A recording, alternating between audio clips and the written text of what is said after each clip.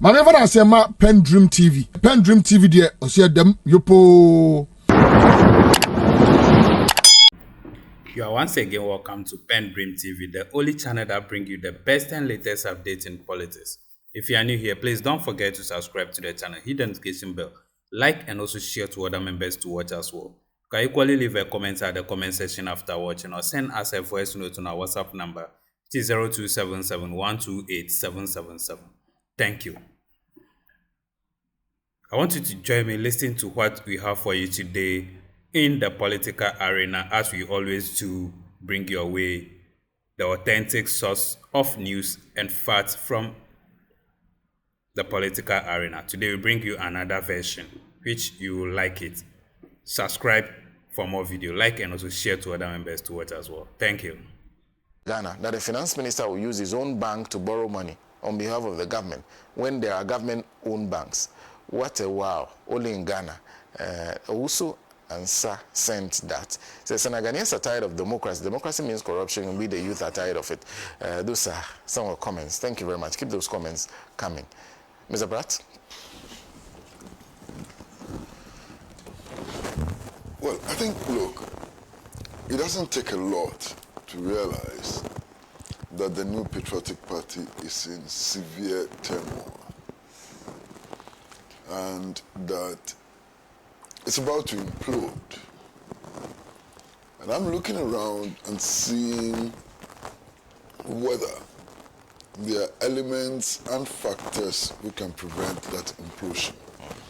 And I haven't seen one yet. You see, if you look at the New Patriotic Party today, there are so many trends in the party today. Trends which it appears that these trends would never have a converging point. And that is the worry. That must be the worry for those who sacrifice so much in order to establish this party. And I mention in particular Mr. Victor Owusu Jr. of Kumasi. I mean, today when you talk about the New Patriotic Party, they tell you that it was established by Darocha and so on and so on. It's not true. There were two young men in Kumasi who became the pivots for the re-establishment of the Dankwa Buzia tradition.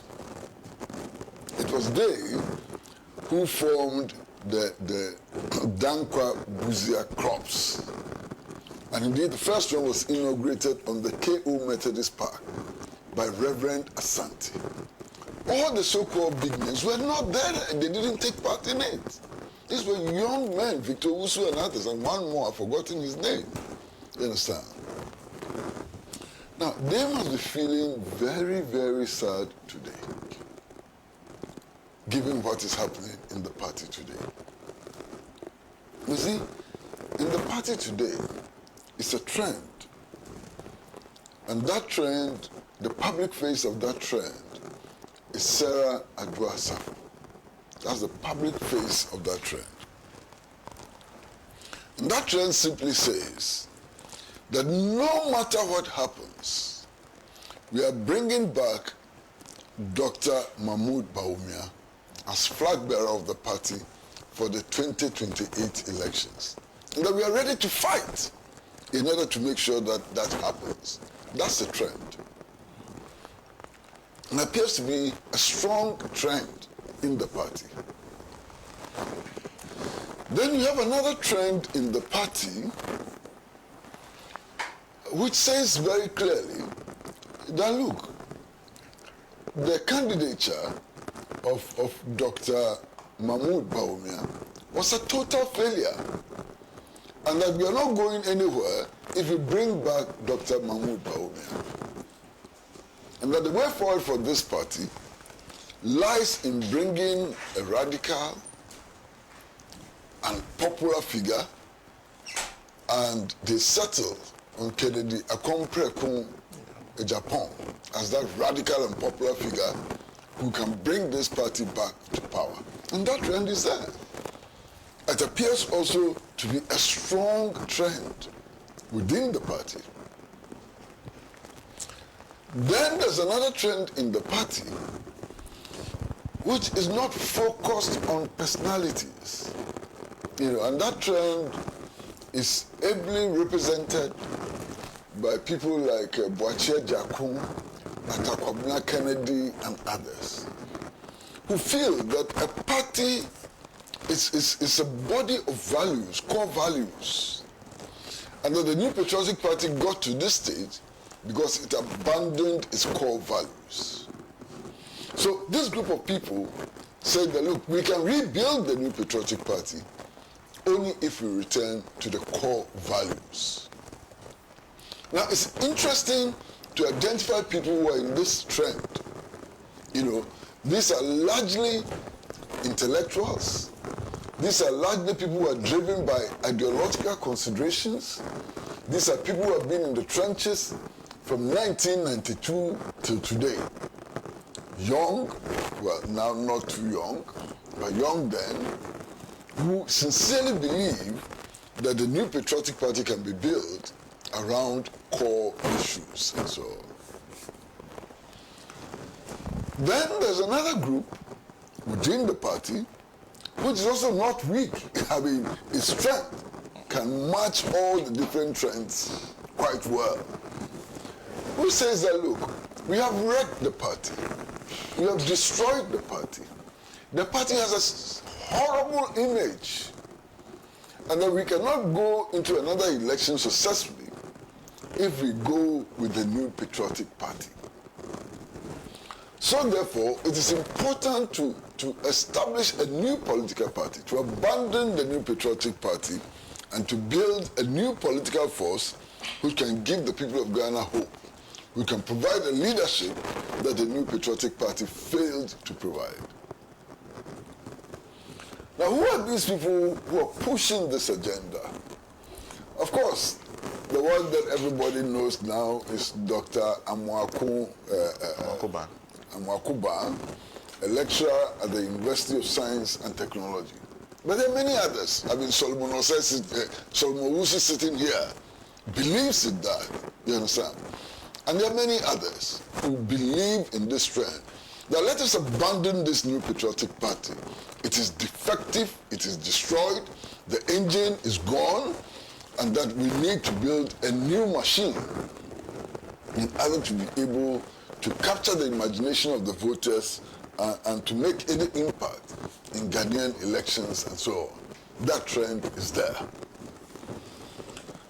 Then there's another trend which says that, look, to build a party or to rebuild a party, we need to have massive resources to be able to play any role, to be able to come back. We need a lot of resources. And therefore, let's look at those who appear to have the resources to become the center for mobilizing, for going forward and so on. Now, interestingly, those are the people who say that, look, you cannot abandon Nana Akufo-Addo and his team, because they are the people who control resources. Now, it's even gone to the extent that some people in the party are now saying that, look, if we have to win any future elections, we have to campaign on the legacy of Nana Addo Akufo-Addo, and that without the legacy of Nana Addo Akufo-Addo, we are not going anywhere at all. So Nana Akufo-Addo becomes the center of mobilization organization for going forward. You see that the trends are many. Then there's another trend which simply says that, look, the party is in the state in which it is today largely because of the negative legacy of Nana Addo Akufo-Addo. That Nana Addo Akufo-Addo did not just mess up the party, he messed up the country. And to that extent, if we have to move forward, we have to jettison Nana Akufo-Addo and everything he stands for in order to be able to move forward. I've already mentioned about 7 or 8 trends, different trends, not converging at any point. You know, and there are more. But let me limit myself to these 8 trends. Now, given this state of affairs, this party requires extraordinary leadership to be able to congeal again and to move forward. Where is that leadership? That's the problem. Where is that leadership which will be able to pull all these different forces, all these different trends together in order to build something which is wholesome or appears to be wholesome in order to move forward? And Sana, I've been looking and looking and looking, and I can't find. And I would be pleased if there's anybody who can point to a leadership who can unite all these different trends, you know, and move this party forward. There's something that I've been trying to understand. I've tried so much, I can't understand it. This party set up a committee headed by Professor Mike Acquayes to talk to party foot soldiers, to talk to activists, to try and find out what went wrong. Why the party performed so badly, so very badly. There must be reasons. So the Professor Acquayes committee was established to find out what went wrong. The committee says that it has finished its work. Indeed, it has written a report. The party says that those who gave the reasons for why we are here are not entitled to see the report. My goodness, what is this? The report is a secret. Yeah. It's not a secret from NDC or so on. It's not something which should be hidden from NDC and CPP and GCPP and so on. The very members whose views were collated into a report cannot see the report. What is this? Maybe you guys can understand it. I've been struggling to understand it. I can't. So the report is prepared. It is submitted to some selected people in the party. They say leadership or whatever it is. And then they say, we are the only people who can see the report. You, constituency chairman, so you can't see the report. How can you implement this report if it is secret? But that is the position they are taking. You understand? Now there's something interesting. Some of them have actually, some of the leaders have actually said that, oh, you remember the Kwesi-Botwe report? It was not made public. So we are following the Kwesi-Botwe example. How can you beat the National Democratic Congress when at every stage we want to copy them? It's incredible. This is a party which actually wants to beat the National Democratic Congress. But at every stage, if you listen to them, say, what? The NDC did this 3 years ago. The NDC did this 5 years ago. The NDC did this 10 years ago. And that is what we must copy. Copy, copy? I can't believe it. And indeed, my brother here, Protocol, said the same things here. You remember? I'm saying that the MPP leadership, they have to copy President Mahama. He said it. That they have to copy President Mahama. So you think copy will bring you to power? Okay, God bless you. Unbelievable. Now you know what is happening? They have decided to keep this report secret. But every day you go to social media, there is something claiming to be part of the report. Now, how are we to know whether what is on social media is a report or is not a report? The only way we can know whether what's on the social media is the report or not the report, is to publish the report. You understand? Now, what is so damning in the report that you want to hide it from the rest of us? You are telling us that you did some things which are so bad that if we get to know, we will never trust you again. That's what you are telling us. This morning, I saw something on social media. I laughed. I'm hoping that it is not true. I'm sure all of you have seen it. The part which said that womanizing. Yes. There's a stage.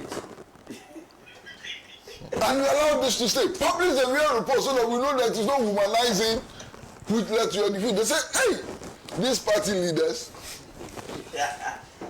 they didn't select at all. They didn't care whether the women were married or not. You have seen that thing on social media. It may not be true. But how do we tell the truth from falsehood? In any case, me, I'm even surprised. What sort of mischief is this? The mischief is coming from Kwesi Pratt. It's persistent. It's persistent. Persistent. Perhaps you are guilty of saying same. So that's why you are smiling. If you remember your experience. Report that we are giving you pages, copious provisions in the report. You say no. Why did you let Uncle Kwesi talk to you? But Uncle Kwesi, there's even one worse one. It says one particular person who complained about when money was going, his testicles were grabbed and the direction of the testicles were changed. Carry like him.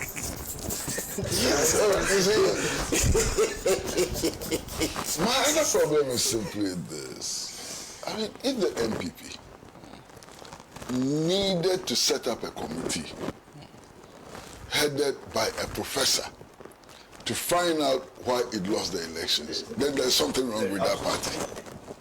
Because everybody knew. We were told that we were losing the elections. Global Info Analytics every week was telling you that we were losing the elections. This is why we are losing the elections. Then you went and got some God-forsaken professor from Kumasi to go and do a counter survey who showed that Bawumia was way ahead. And you were happy. And that professor, you know, I met him somewhere. He's a friend of mine. I met him. Where Professor Sapon? Please, I deliberately didn't mention the name. For purposes of discussion, so that... If you want to mention a name, go ahead and mention it. But I deliberately didn't mention the name. I see. He's my very good friend. So before, the day before the results, he put out the results. I met him and I said, be careful.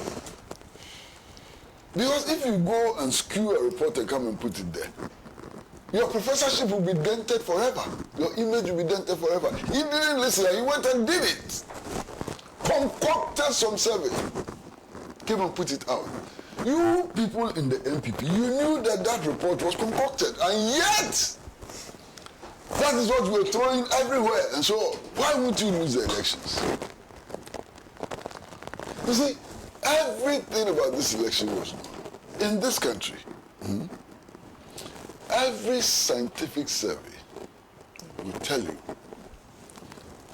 that for electioneering purposes, the towering figure in Ghana up to today is Kwame Nkrumah. Because I knew the NDC did a survey, I think in the 2008 elections, to see what the important pillars were for elections. And in 2008, Nkrumah still stood heads and shoulders above every phenomena, every human being, anything in this country. You understand? We are going into an election, and your target of attack is Nkrumah. The man is not even here. He's not in the elections. He died on April 27, 1972. That you are throwing bombs at Nkrumah and so on, and you want to win an election? You should go and ask President John Ajekum Kufuor. For President John Ajikun Kufuor to win elections, do you know what he did? They actually erected billboards of him and Nkrumah. You remember? Billboards of him and Nkrumah smiling together. And he insisted that he was going to work with the CPP if he came to power and so on. It galvanized his campaign and so on. Now, even Nana Akufo-Addo's campaign, benefited from the fact that at one stage he was a member of the Convention People's Party. So people saw him as one of their own and so on. You decided to jettison that. You decided to say all manner of derogatory things about Nkrumah and so on. And you expected to win an election. Unbelievable. The other thing which for me was striking, anytime the NDC made a promise, you went and repeated the promise. NDC said, we abolish e-levy. But can say, when I also win, I will abolish e-levy. Who introduced e-levy in the first place? You introduced e-levy. Because Muhammad says that you abolish e-levy, you are not even standing your ground and justifying e-levy. You say you will also follow Muhammad and abolish e-levy. So who will believe you? NDC and Muhammad from the very beginning were opposed to e-levy. They have been consistently opposed to e-levy. You introduced it. So between you and Muhammad, who do you expect the Ghanaian people to believe will abolish e-levy if they hand over power to you? This is the campaign you launched. John Muhammad comes and says, well, if I win, I won't govern this country with more than 60 ministers. Then quickly you come and say, as for me, I will govern with 50 ministers. You expect people to believe you? Do you expect people to believe you? So it was a horrible campaign which was not. And then one regional chairman asked for him, oh Jesus the Christ. He really did you in. Holds a press conference and says that you don't know. You see, when Kwame Nkrumah was overthrown in Ghana, the people of Guinea took him as their co-president. Nana Akufo-Addo has done better than Kwame Nkrumah. So, it is possible that in the near future, the people of Britain or even the US will come and take Nana Akufo-Addo as their president. This is your campaign message. Are you mad? You expect people to vote for you when you talk like this. Another regional chairman or the same regional chairman, I'm not sure, told us that what if we elect Bawumia in the first 4 years, in his first term, Ghana will go to space. The same chairman. We will build spacecrafts and we'll explore the moon and explore Saturn and so on. How could you have won an election with these kinds of promises? Do you need to set up an Acquayes committee to find out why you lost the elections? Unbelievable. And then the jives at some ethnic groups and so on. And we wanted to win the elections. It was not possible. This is the most humiliating defeat that the New Patriotic Party has suffered, perhaps since 1979. The most humiliating defeat. And it is important for you guys to recognize that. Since 1979, this is the most humiliating defeat. You have suffered many defeats. But as for this defeat, what? Nothing comes close. You know, and then last week I was reading the newspapers and I saw one of them from Parliament saying that, oh, he expected the Mahama administration to fail. But not so soon. It has failed too early. And that this is the surest indication that the NPP is coming back to power in 2008. Master, if this party is to be reorganized, stop the daydreaming. Wake up to reality and stop the daydreaming. who today, under these circumstances, is going to take power or give their power to the New Patriotic Party? I mean, all you have to do is to play Sarah Safu over and over again. And it's clear. And you see, for me, it is interesting that that lady has become the center of attraction in the New Patriotic Party.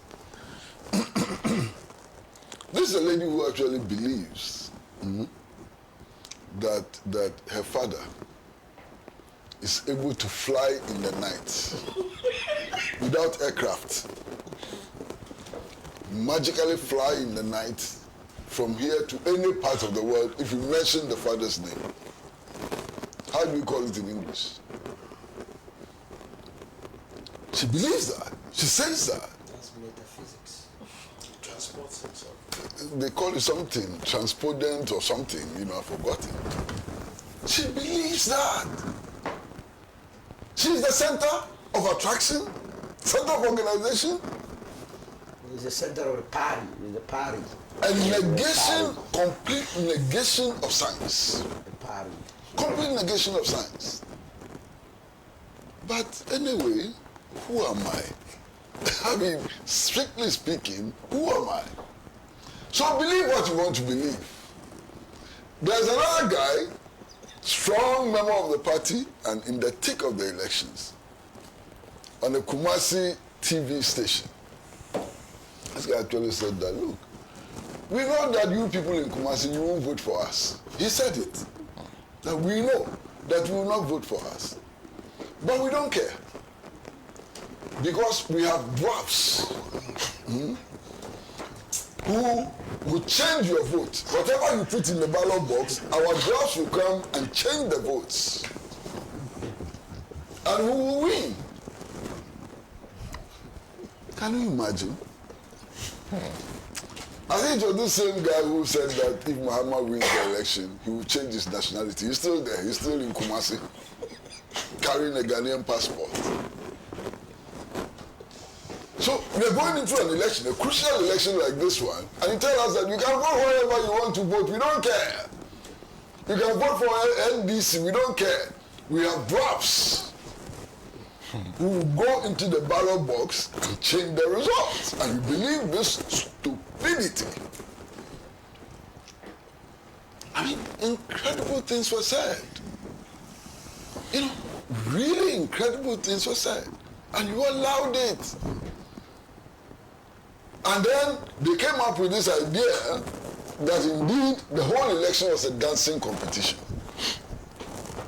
You remember? They thought that the whole 2024 election was just a dancing competition. Now, if you think that the election is a dancing competition, go and get good dancers. Then they taught their flag bearer a few steps, few missteps. So everywhere they started playing Sisifia, and he was shaking his waist to it. How do you win elections this way? Dancing to Sisifia.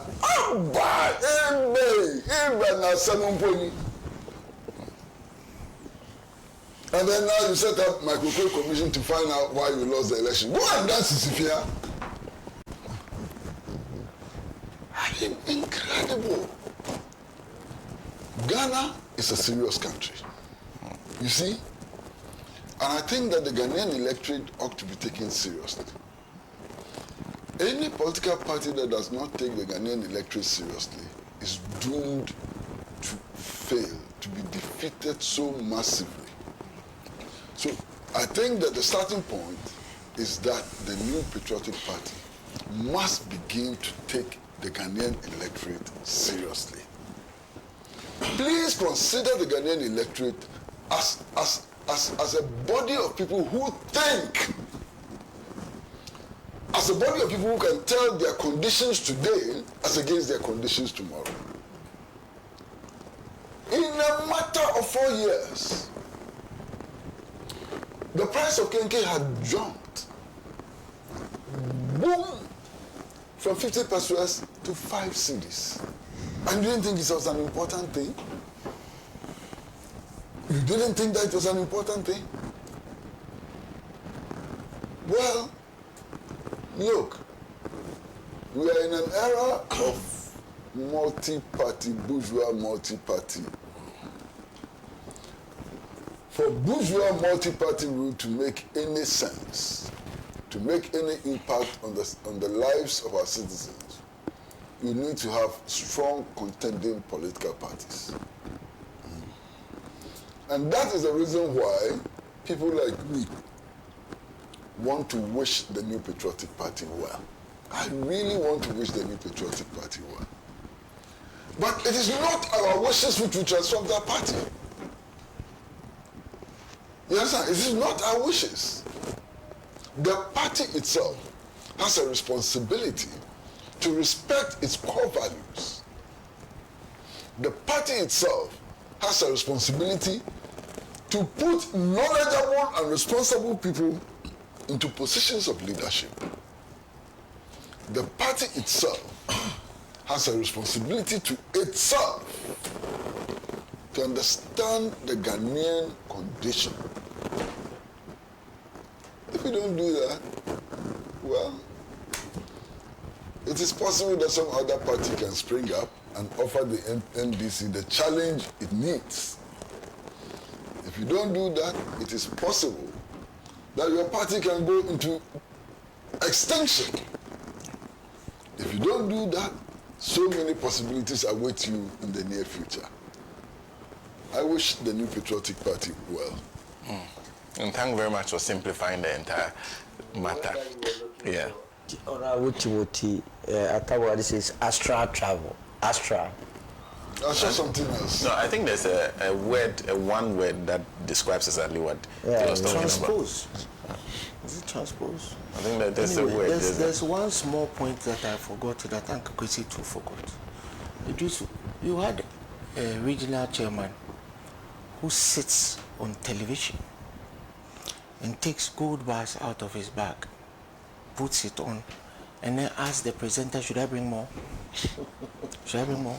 Like Uncle Kwesi, remember in the times past there was a magician who used to come on TV called Professor Diago.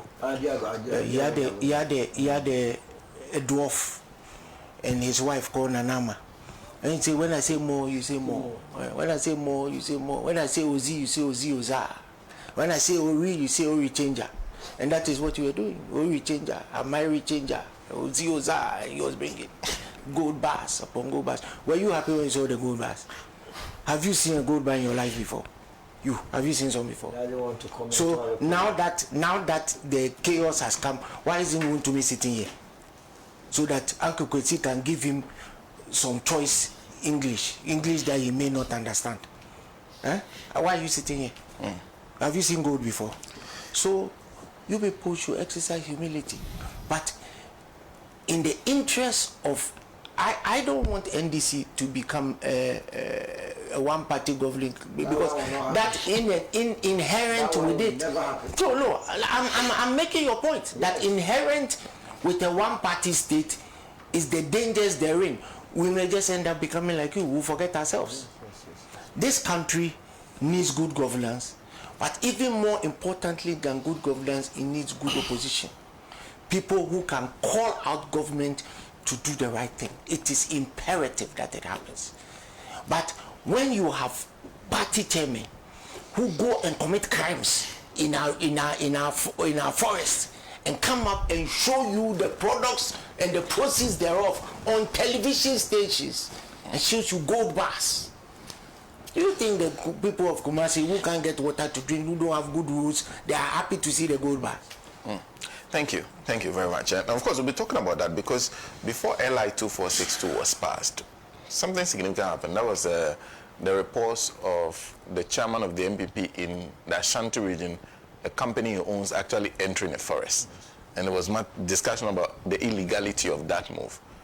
Then that was followed by LICs for 2462 that allowed anybody who wanted to enter into the forest. But Uncle, the word, I think the word is, because this Kobna, the word is teleport. I think the word is teleportation.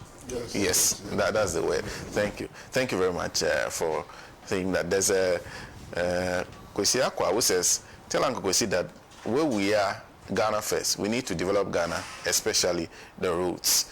Then there's let me see a few more comments here. Aaron Bebe back again. I like Senior Kwesi Pratt's submissions, talking sense into MPP. They were too power drunk, so they talked anyhow to Ghanaians, thinking that Ghanaians were thinking. We're not thinking. They should forget about coming into power today or tomorrow. Some more comments. Says, greetings, Senna. Greetings, my adorable social commentator of Acquayes Pratt and the rest of the guests. Senna, it will take the mercies of God for MPP to see power after 30 years, because MPP can be serious that they failed this country. And at a certain time, you think Ghana has been sold to voodoo or juju because nothing was working. And now God has given us a savior who's John Mahama to reset the entire country. Still, MPP is trying to be diabolic. I'm suddenly behind John Mahama to succeed. Richard sent that. Richard, thank you very much for sharing that. A few more comments. This from Answama Dojuru. My name is Vincent Odro, aka Proverbs 29:2. Arrogance caused the MPP government into opposition. They disrespected Ghanaians. Thank you. Thank you. Okay. A lot more comments coming, actually repeating the same word that we're looking for. Musa Abatwa said, in Asawase says, Senna, frankly, we don't need the MPP to release any official report on their humiliating defeat. The reasons for their downfall are already well documented in the daily experiences of ordinary Ghanaians. Their unchecked arrogance, deeply entrenched corruption, and unapologetic nepotism were on full display throughout their time in power. So no amount of internal review or public relations spin can erase the reality that the MPP lost because they failed. Thank you. Then there's this one that thanks for the opportunity. In fact, Ghanaians are too soft for MPP. MPP should be declared a criminal organization and be banned. These are the people who will never speak the truth, but they think that they are always the best kind of human beings. Nana should be prosecuted and jailed to serve as a deterrent to all corrupt presidents in Africa. Please, Ghana must lead this campaign, Mr. President Mahama. Michael Chukudo sent that from Ho in the Volta region. Sule Nyangpala says, so the MPP knows what caused their defeat. They are pretending Nanado was the cause, and they are afraid to tell him in his face. Clearly, it wasn't only Nanado. Even the way the campaign was run, as described vividly by Mr. Pratt alone, was problematic. Well, in the meantime, they said they've set up a committee. The committee will look at the report and see what changes can be made. Learning from the report. That's what was. Even the choice of Professor Acquayes to lead that commission in and of itself was wrong, because Professor Acquayes was one of the bullet points of the maladministration within the MPP. He was Akufo-Addo's leading Pied Piper. Right? In our case, we selected the late Professor Kwesi Botwe, God rest his soul, because he was seen as somebody who was basically above board in many of the things that happened during our time. Professor Acquayes was Akufo-Addo's leading implementer. If you remove the current Chief Justice. I'll come up because we'll start with you on the second issue of Galamsey. But before that, let me acknowledge that we are live on Kiss FM 89.7 in Takrady, Shine FM in Akachi on 96.1, Hills FM in Adaklu 91.7, Newasi Radio Katakrachi is on 89.7, Tela Radio Dabala 97.1, Diamond FM in Tamale on 93.7, Bewa Radio Yendi 106.5, Radio Kitao in Saboba on 95.7, Benya FM Elmina on 105.7, Global FM 105.1 in Ho, Zebs FM 95.9 in Zebila, True FM 92.5 in Adeso. First of all, it's the acknowledgement that Ghana's geography is very, very interesting. You have an extraordinary geography. I'm told that some time ago, after rains, you could just walk around, and just collect gold after rains in some parts of this country. Today, I see communities of very, very poor people who are living in thatch-roofed houses, and galamseyers just dig under their sitting room, and there is gold. Before, we used to think that gold was just in the south, especially in the western region, in the Ashanti region and so on. Now gold is being discovered in huge quantities in the upper east region, in the upper west region and so on. Gold is just everywhere. Everywhere. I mean, the eastern region, whole villages have virtually been wiped out because they are sitting on gold, and these are very poor farmers and so on. Now, normally, this should have been something good. Because, I mean, yesterday I was listening to the international news, I was listening to Al Jazeera and so on, and the price of gold is shooting through the roof because of the crazy economics of Donald Trump. You understand? So, normally, this should have been very good. And we're now talking about a situation where Ghana is the leading producer of gold in Africa and the 5th or 6th in the world. This is a bonanza. This ought to provide us with resources for improving healthcare, for improving education, for improving access to housing and so on.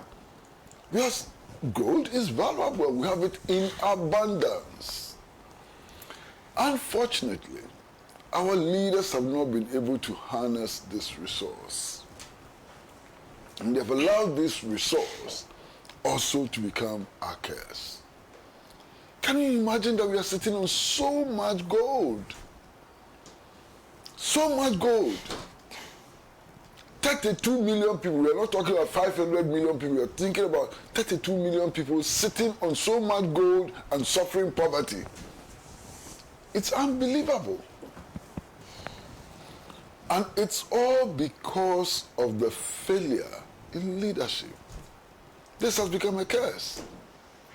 Now doctors are talking about deformed babies being born in places where galamsey is taking place. They're talking about children who have been born without eyes, children who have been born with multiple organs, children who have been born without legs and so on. And they say that this is a consequence of galamsey. Now, the Ghana Water Company is complaining that in some parts of this country can no longer produce potable water, that no amount of chemicals put in that water can make it wholesome and so on. You understand? Our dependence on imported fish is going to increase because we have destroyed, you know, all the natural conditions for aquaculture development in the country. Unbelievable havoc. You come to the cocoa industry and we've lost more than 50% of our production as a result of galamsey. Which sector of the national life has not been adversely affected by galamsey? Every sector, agriculture, everything. So under these circumstances, what do we do? And I agree with Solo, and I agree with Chum, you know, that we are not just talking about illegal miners, whatever that means. Even the giant corporations are not operating according to law. Even the giant corporations in gold are misbehaving. You understand? So what do we do under these circumstances? And I take my cue from the Ochihini. Whatever problems you have with the Ochihini, that's your problem. The Ochihini has said something which has struck me. And the Ochihini is saying that, look, gold, it doesn't rust. Yeah. I mean, if you leave gold under the soil, if you're not ready to exploit your gold, leave it under the soil. Nothing, it will be there forever. When we are ready, you can come and dig it up. And I fully agree with the Ochihini. It's one of the most sensible things I've heard, you know, about the exploitation of our gold resources. If we cannot exploit gold today for our benefit, why are we digging it? Keep it there. It will not rust. It will not go away. It will be there for hundreds of years. Let's get our act together before we start exploiting it. And that is why I'm in sympathy with those who are calling for an immediate ban on all forms of gold mining until we get our act together. It makes a lot of sense. You understand? We should listen to the Ochehini. We should put an immediate ban on gold mine, all forms of gold mining, until we are able to get our act together. And if we get our act together, then we can mine gold so that we can all, as a people, profit from it. You see, right now we are sitting here talking about Galamsey and so on. I think it's moving beyond that dimension. Now, these Galamseyers are forming militia. They are able to confront the police, they are able to confront the army and so on. Do you know what will happen next? By the time we say Jack, they'll be taking over our government and running over this country. Criminal gangs. Criminal gangs will be running this country. And that is why it is important to do everything possible now to end this menace. Look, I had an interview with the new Minister of Lands and Natural Resources in this very studio. It is clear he's sincere. You know, he wants to do something about it and so on. But it is not a one-man fight. No matter how sincere he is and so on, he cannot deal with this problem alone. And I think that it's important for all the different sectors of the Ghanaian society to be mobilized against this huge menace who can destroy this country and destroy it completely. And I think that President Mahama ought to be ruthless, absolutely ruthless in dealing with this matter. It's not an issue about which concessions should be made. Concessions made to who? This is not an issue about which we pull punches and so on. It is important to be ruthless in fighting Galamsey, and I believe that we can defeat Galamsey. Thank you. Thank you very much. And two comments to conclude the show. First, Asanko in Santa Maria, so is the MPP man expecting the NDC government to repair what his MPP government took 8 years to destroy in 3 months? There's also Dennis Acquayes who says the government is doing well so far with this fight against Galamsey, but I did not expect LI 2462 to be enforced by now under GM. That's not a social contract. They said LI should be repealed, and if government wants a new law enacted, it can do that, and not a review of this insensitive law. Indeed, the subsistence of this LI 2462. Thank you for staying tuned. PENDREAM TV really appreciates your time, and once again says, God bless you for the wonderful work you are doing and continue to do for us. And to all our cherished viewers, we urge you to subscribe for more videos, like and also share to other members of yours as well. And to all platforms you belong to, please do share so that they'll also know what is happening currently. Thank you for doing that for us. Stay glued to the channel by subscribing and turning the notification bell on. Thank you. Dedi kama mamena PENDREAM TV ase. Na so far so good. Say open online portal e wo Ghana. Nipa share, nipa follow, nipa comment here. To my best of knowledge, without any biases, PENDREAM TV.